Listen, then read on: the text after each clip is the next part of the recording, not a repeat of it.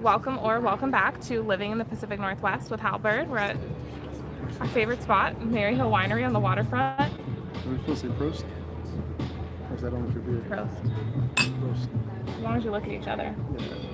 Hope you guys are having a phenomenal start to your week. Good Labor Day off. Yes. We are coming, if you read let's start with hello. Welcome or welcome back. My name's Hal. I am a realtor and relocation expert in the Pacific Northwest, focusing on Southwest Washington, which kind of ties into our big news update, which is that I passed my Oregon real estate exam this morning. And so I am probably a couple weeks away from being able to serve you on both sides of the river. Are you bi-coastal now? No, I'm not bi-coastal, but I'm by, what would you call it? Bi-river coast? By Riverbank. By Riverbank. There you go. BI-Riverbank. And Portland is actually right there. You can see those little buildings. No, we cannot touch this because it's gonna.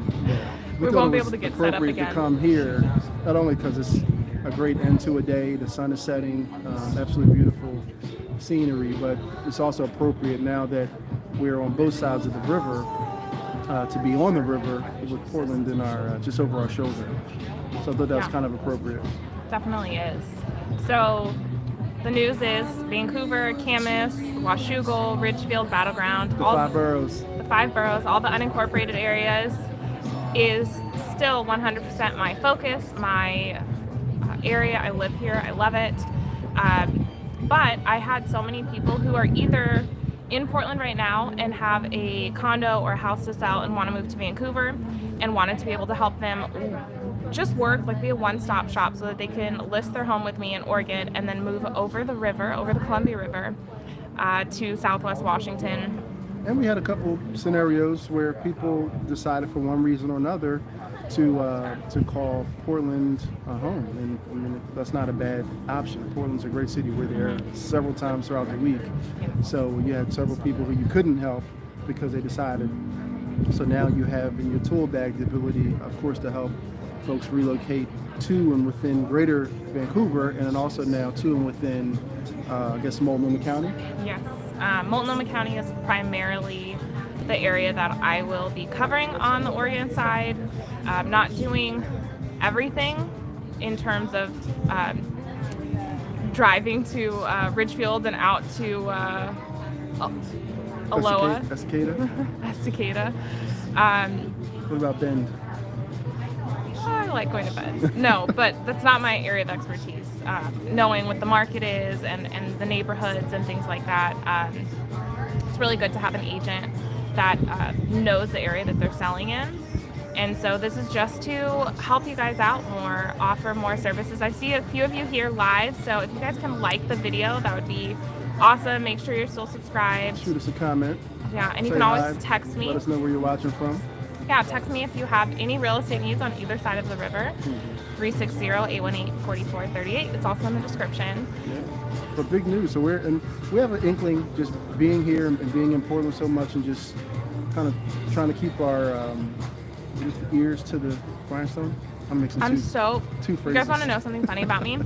I am so bad at idioms and phrases. Like, I cannot remember. You have to keep your ear to the grindstone. I'm pretty sure that's what it is. We got a comment. We love comments when we're live. It's like the best. Live chat. Oh, wait. Yeah, it was. Oh. Congrats. My wife and I are coming up to visit and check out Vancouver at the end of October. We will be in touch before being in touch again. Oh, Mike. Yes, I know you. We've messaged. You guys are in Los Angeles, right? We messaged on Instagram. I didn't put anything out that's not Googleable.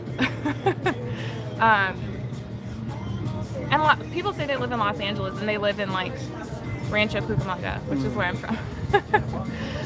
Although when I lived in Rancho, side note, I never said that I lived in LA. You sure? No. That's like. You told me you lived in LA. No. I would have said I lived maybe like an hour outside of LA. You did tell me you lived in LA. Well, when I met you, I was living in LA. But when I wasn't, I never said that I was. So we're enjoying like this early September, end of summer. The high was 90 degrees today. Today was still 90. The last few days have been in the 70s, which was great for me. Today was 90, but so it's 88 degrees right now. But it doesn't feel crazy like it. part about living up here, for those of you who are here, you know that the hottest part of the day is typically around 7 o'clock. So now that the days are getting shorter, we don't have to deal with the hot temperature as long. So, and then this time of day is just about perfect. It's really, really good. It is. So that's a big update. Passed my Oregon real estate exam. And then we talked about bridge news. So I'm building a bridge in a way, a metaphorical bridge over into Oregon to bridge our services, the Bird's Eye team services. So if you know, just what did they say? A humble ask. If you know anyone who's looking maybe to buy, sell, or invest in Portland, or maybe one of the surrounding neighborhoods, please keep Hal in mind now for that. You know what I say? Buy, sell, or invest in the Pacific Northwest. And that covers Portland too, huh? Yeah. I like it. That's been the whole, if you guys have been following for a while, my channel has always been called Living in the Pacific Northwest with Hal Byrd, because... You've had a plan the whole time. Yeah, I've had a plan the whole time. Should have known. So I finally got around to getting the Oregon license. They are, that's cute.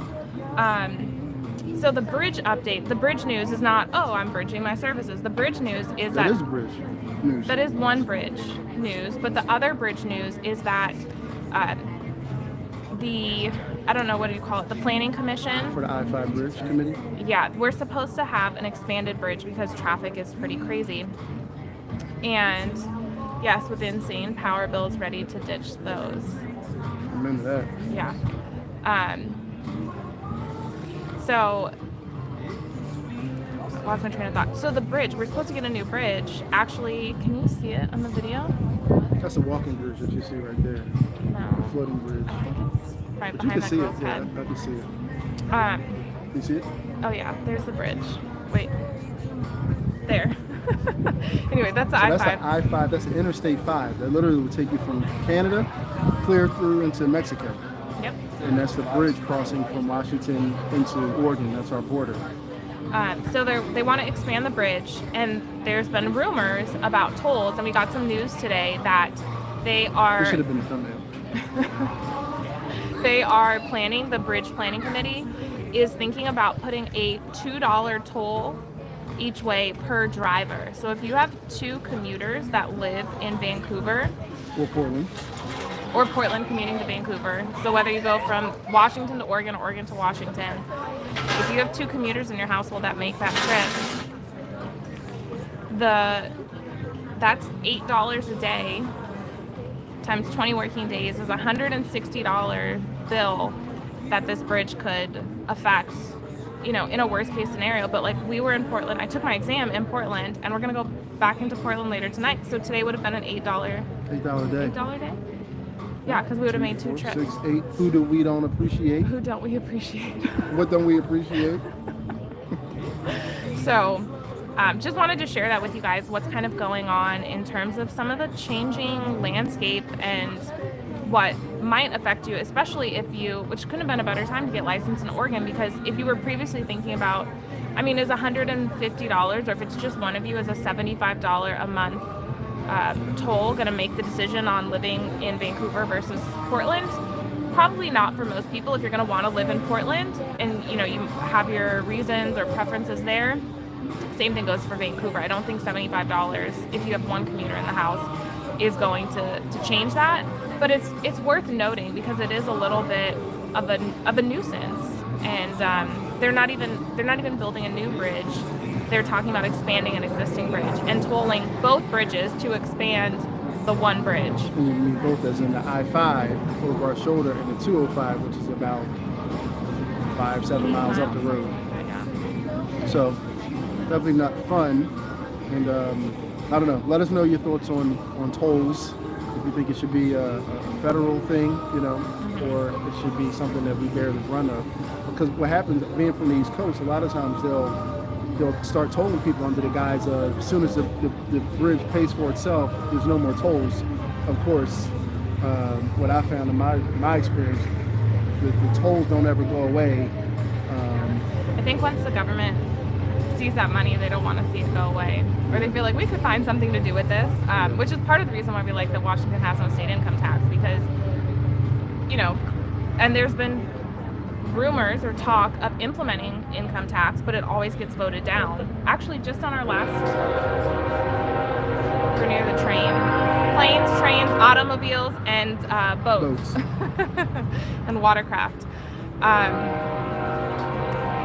It's not supposed to blow its horn typically in city limits of Vancouver. Unless there's unless there's A human on the tracks, unless someone's in danger. I've been drinking, yeah. I haven't fed him lunch or dinner yet. I'm drinking wine on an empty stomach. I'm originally from Seattle, Washington, and I was upset about tolls added to Bellevue. Why did the comments go away so quickly? You gotta change the. I currently live in Texas, and we have tolls. They're constantly implementing construction due to the influx of transplants. Yeah, I mean, we have a bit of that. Why wouldn't we, after this COVID and increase in remote work and people realizing what's important to them, which is this outdoor lifestyle where you can sit outside. Most of my clients that are from Texas are like, we never want to go outside. Or my clients from Louisiana, they're like, this time of year, early September, we don't want to be outside. Yeah. There's no way. Are we going to be the next recipients of that California tax, that sunshine tax? No. I don't know. I don't think so. I don't know. Tolls bother me. I feel like we pay enough in taxes. Every gallon of gas gets a tax. I mean, I don't know. And I feel like with our privacy, once we lose something, like as it applies to tolls, it never goes back. Like they're never going to not toll once they begin tolling, because they get used to that revenue. Yeah, we really do need a third bridge, but the question is where, and that's the toughest part. So that's, I guess, some little. So I would want to know, for everyone who is watching, would a $2 per trip toll, would that curb or affect your traveling? Like, I'll be quite honest, there's been days where we've literally gone in and out of Vancouver to Portland probably 4 or 5 times, depending on what we had going on, or meetings or social activities. You know, literally 4 or 5 times. So that would be a $10, $12 day. Yeah. Right? Crazy. In one car. So with a $2 toll, would that curb or affect your travel or lifestyle plans? Yeah. If you guys are in here, if you can hit the like button, that would be great. Sure. Yeah, it's interesting. So I know that a few of you have reached out to me over the weekend. I was like cramming all weekend, and my clients I had clients that were supposed to close on Friday, and we didn't close. Hey, tell everybody a fun fact that you learned about Oregon. Maybe not necessarily real estate related, but just. Do you have something in mind that you're like queuing me up for? No. Just a fun fact. I think you need I think you need a permit in Oregon to cut down a tree. That's fun. I was all about contracts and stuff. I can't believe it's still so bright out there. I'm in California and it's really dark. What time is it? 7:30? 7:30. Yeah, Bishop, we're getting ready to go home. We'll get dressed and we'll go back out, and it'll still be light. Mom and Dad night We're like out. in Juneau, Alaska up here.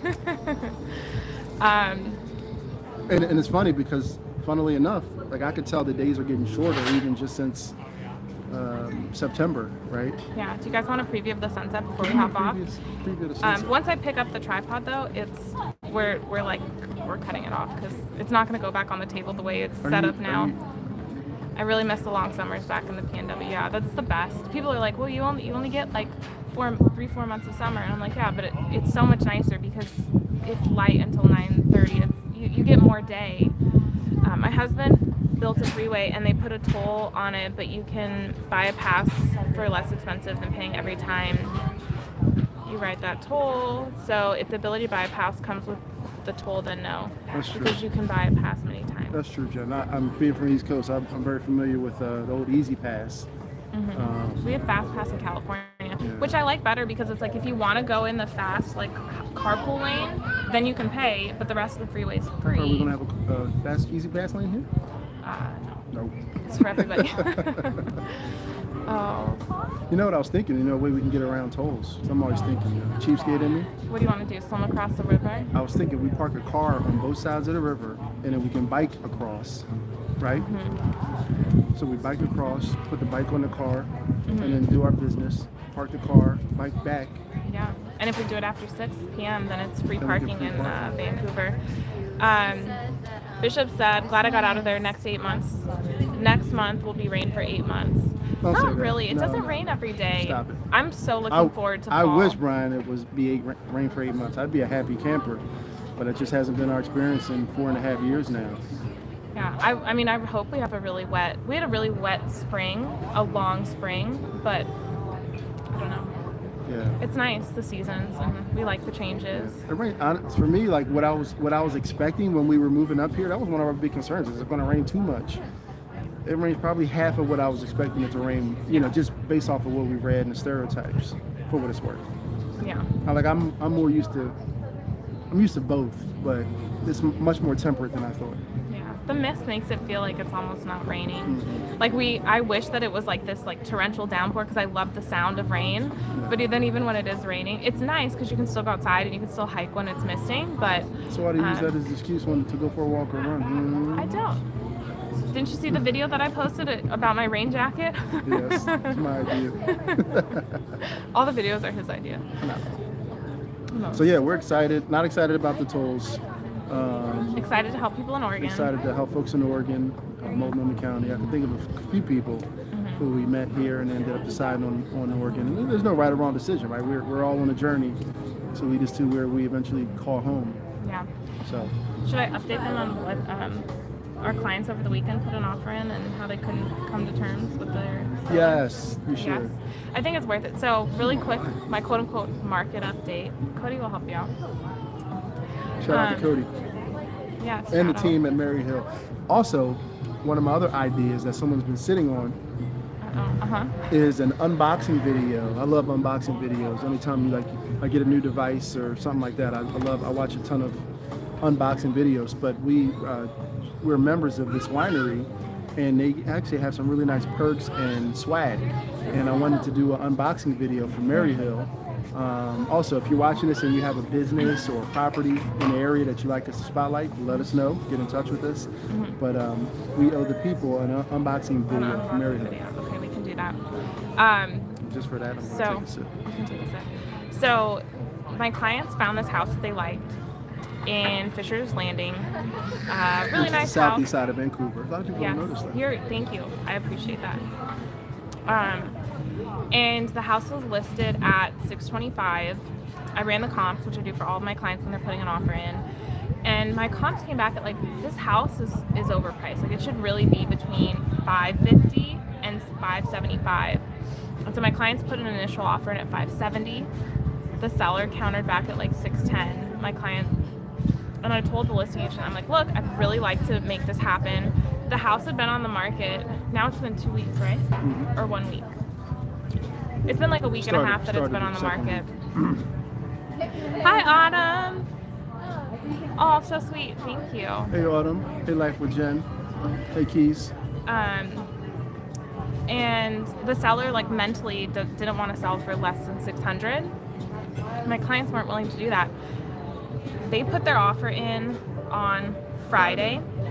Literally Thursday, a house closed that was 500 square in the same subdivision that was 500 square feet bigger and 6 years newer for $599. So my clients were looking at it like, why would we pay $600 for a house that's 6 years older and 500 square feet smaller? And so there's a couple things to note with that, which is one, it's getting easier for buyers. You have more choices. You don't have to make decisions as quickly. The last 2 years, you really had to like be ready to go because the house can go off the market at any time, which is always true. Because those same clients, there was a house listed on a Tuesday. I showed it to them the same day that it was listed. They were like, we're gonna think about it. I spoke to them the next day. They were like, okay, we think we're ready to put an offer in. Called the listing agent and she was like, we're actually signing an offer right now. So I mean, that's always a case that things can just disappear, but you have a little bit more flexibility and wiggle room to not have to make such a quick decision and also to negotiate. I mean, that offer that we put in was $55,000 less than the list price, and I think I thought it was a fair price. The seller had their heart set on a certain number, and maybe they get it and good for them, but it's just been really interesting negotiating. My clients that were supposed to close on Friday that didn't because of a miscommunication with the lender, which also we're getting spammed. We're getting spammed. Like little That means we've arrived. juice. Yeah. A miscommunication with the lender, which is also a note that if you're going to finance and not pay cash, it's really important what lender you work with, because when you ask them to do something or you have a certain expectation. I have a question. Let me finish Finish your thought. You want to make sure that not only are they willing to follow through on it, but are they able to follow through on it. So nothing consequential that happened with the contract because of a stipulation that I put in, but my clients wanted to close on Friday and they were excited. They were in town, so they could have closed while they were in town, and now they went back home and they're going to close when they're out of town. And it's not right or wrong, but they had made this trip and they kind of didn't get to do that. So that was interesting. So let's say your client who put the offer in was working with a lesser agent who was just kind of out for a paycheck and was really more interested in closing a deal than advising their client to not overpay. You follow me so far? Are you talking about this client? The client you just talked about, who put the Okay. offer in on an overpriced house. Let's say they were working so with... not the ones that didn't close. No. Okay. Right? Okay. Yeah, lesser agent who was So in for a paycheck. let's say they were working with a lesser agent who was just out to get a check, really weren't out for their interests as much, were looking to close on a deal. Could that agent potentially say, well, you know what, like, I think you should offer more and get it, and then basically have closed the deal and put their clients in a not an optimum position on a new house? Yeah, I mean that's possible. It's a breach of your duties to your client. It's unethical, but that doesn't mean that it doesn't happen. I have clients that are listing their home out of state, and they said that the agent that helped them buy the house, and this is like years ago, so it wasn't even a seller's market. The house was on the market for 90 days, and the agent advised them to put the offer in at list price instead of coming down, which if a house stays on the market more than like the average home, typically it means the price is too high, like the song. And Are we going to get what you call it? we'll see. And so years later, my clients really felt like that agent didn't have their best interest in heart. And like my thinking is, I would rather save my client all the money that I can, and either when they want to move, they list with me, or they refer me to their neighbors or coworkers or people they meet. And even if nothing came of it, it just feels like the right thing to do. Like, I don't want to overpay for things, so why would I put my clients in a position? Like, I treat my clients like friends, like family. Like you'd want to be treated. Yeah, so Not in a cliche way. yeah, and I mean, do most agents do that? Probably, but are there ones out there that don't? I'm sure at the same time. And like, That's why I'm not. because you're cutthroat. So yeah, and I mean, to point out a scenario that could have easily happened, a different agent could have said, well, why don't you just accept $600 if that's what the sellers want? And like, I personally don't think the house would have appraised for $600. So they could have said, and then we'll use, and I told my clients, I did tell them this part, I'm like, we can use the appraisal as either confirmation that the house is worth the price, or we can use it as negotiation. But there's also the risk that going back to the idioms, I don't know this, that the appraiser could kind of Grindstone? no, send it in, slide it into, I don't know. Full sale? Basically just appraise it for what the contract is, because the appraisal isn't blind. They see the contract, so they know what you were willing to pay for the house. And they, should appraisers do that? No, not really. Does it happen? Kind of same thing with agents. Like, sure, it happens. And so I really was uncomfortable with the idea that they would go under contract at $600 and then hope for the appraisal to come in low.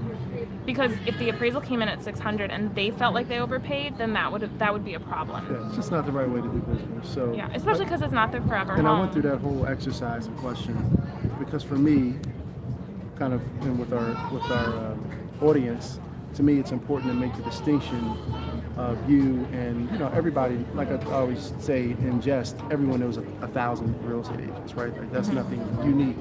But finding one who is going to look like truly look out for your best interest as if it was them buying the house or selling the house or investing. Like to me, that's what makes you super unique. Right? Thank you. Speak the truth. So Thank you. we had a comment though. Yeah, 3 or 4. I don't know who it was. Let me We need more give them likes. their flowers. Likes. New Worlds. It is the waterfront. Hit the like button, y'all. Hit the like Smash button. the New like button. World. You guys know Come on, that's New my World. my favorite. 69mega.com. Hit the like button. You're gonna 69 spam mega, us. huh? Is the waterfront the main area for entertainment in Vancouver? I would say not really. It's the shiny new thing. Yeah, with I mean their- you can see all the people out Yeah, walking.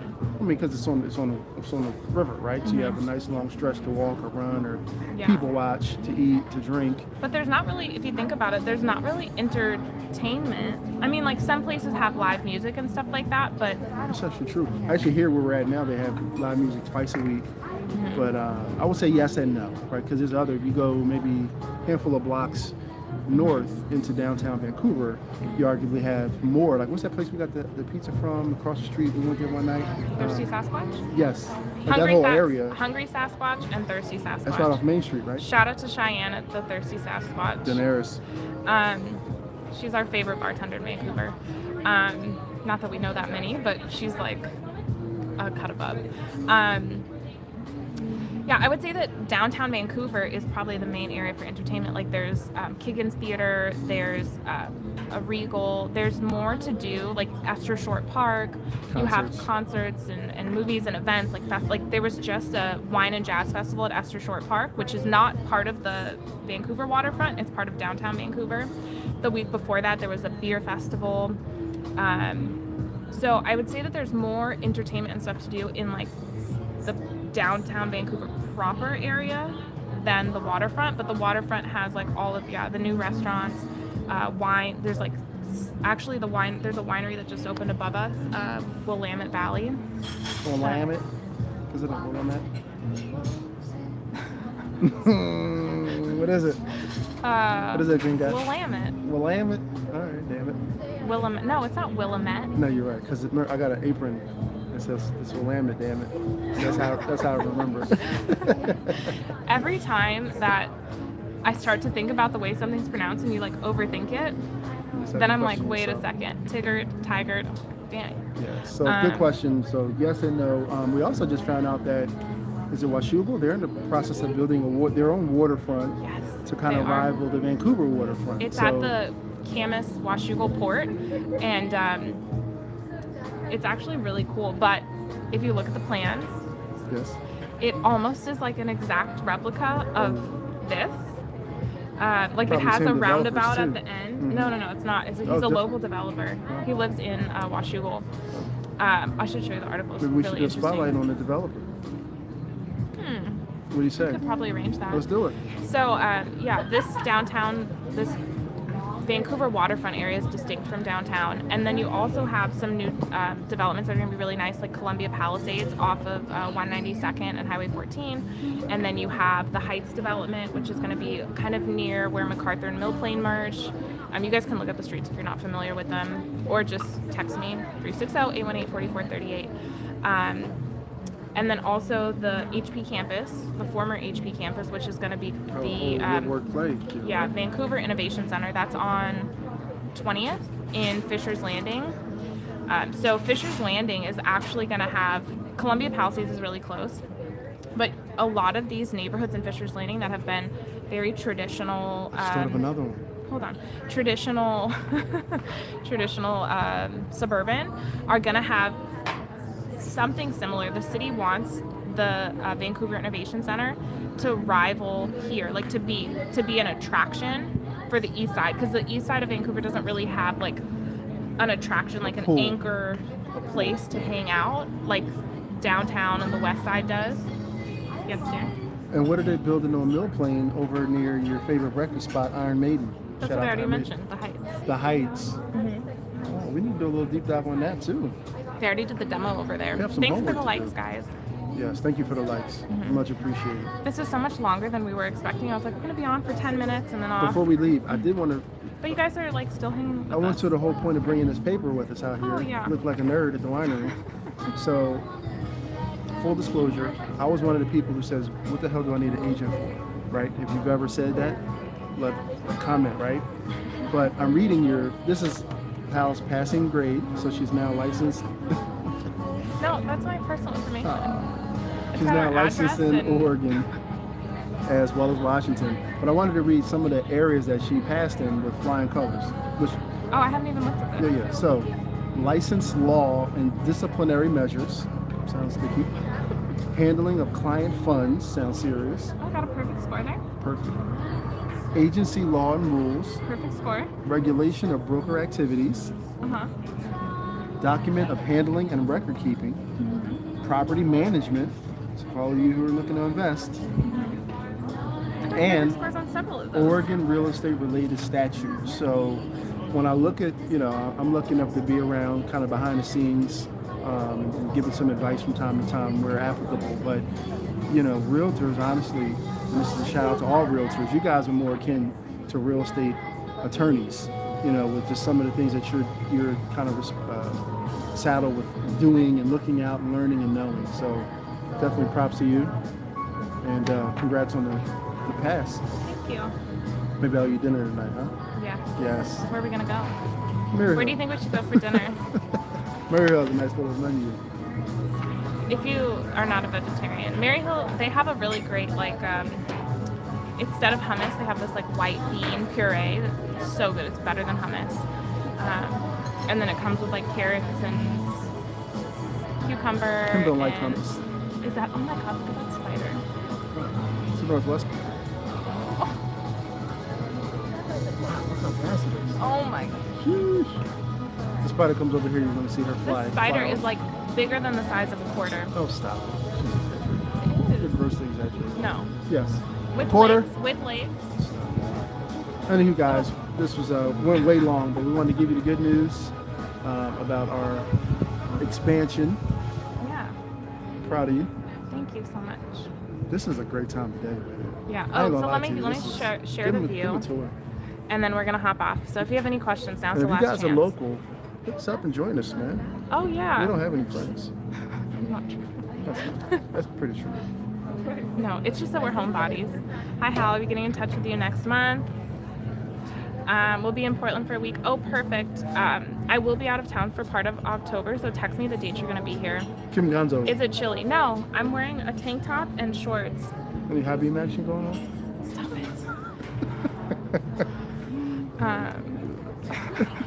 it. It's all adults. Why are we an adult channel, are we? No, because remember my client's kid was like, oh yeah, he comments on our stuff. Right. No, 4th not through the at all. 13th. Okay. I will text you. Give them a little tour. Okay. And thank you for joining us. So actually, while we're while we're standing here, this is actually going to be a senior center. That's going to be full service with an in-house salon and restaurant, from what I know, just for the residents. So seniors living there. This is an apartment building, another apartment building behind it. When do you think the rainy season will hit? Depends. We've had Septembers where it barely rained. October. But yeah, definitely in October. Look at the view, guys. It's like a sherbet sunset. Really doesn't do it justice.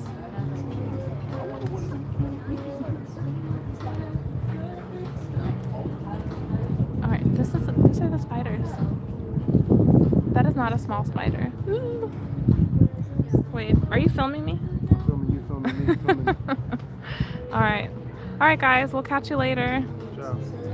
Ciao. Can I get it without the...